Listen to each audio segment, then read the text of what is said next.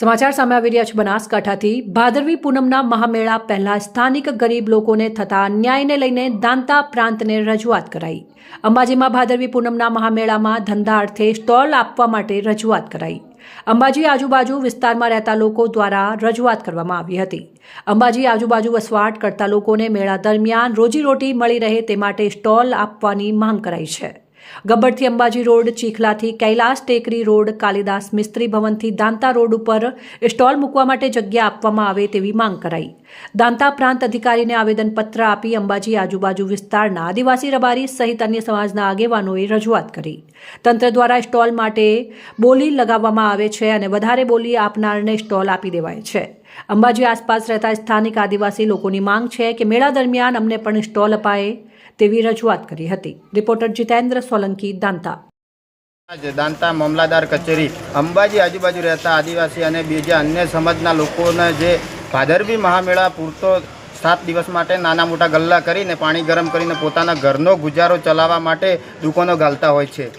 7 દિવસ પૂરતા જ હોય છે, પણ સરકાર દ્વારા અત્યારે સૂચના આપવામાં આવી છે કે તમારી દુકાન અહીંયાથી ખાલી કરો, નહીંતર તોડીને સામાન ભરી દેવામાં આવશે। જો કોરોના કાળ પછી આ લોકોને અત્યારે 2 રૂપિયા રોજગારી પોતાનું કુટુંબ ચાલે એના માટે રોજગારી માટે અત્યારે એ લોકો નાનો મોટો ધંધો કરતા, અને અત્યારે સરકાર તરફથી જો આવું કરવામાં આવશે તો આ લોકો જશે કોને, ક્યાં ને કોના ભરોસે આ લોકો રહેશે?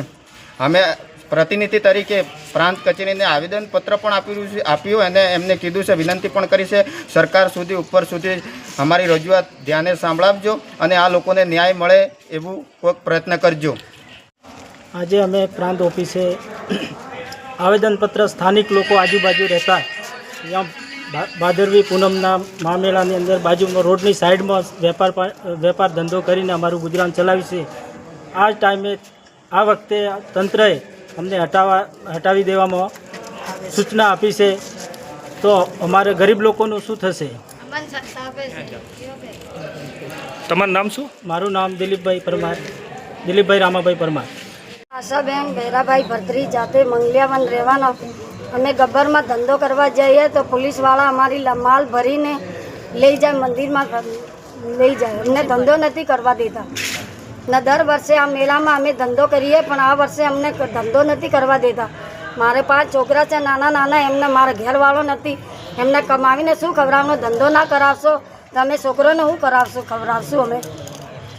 હા, ધંધો નહીં કરશું તો છોકરા ભૂખે મરશે ના। આજુબાજુના બધા ગરીબ લોકોને બધા તોડી ફોડી નાખે છે।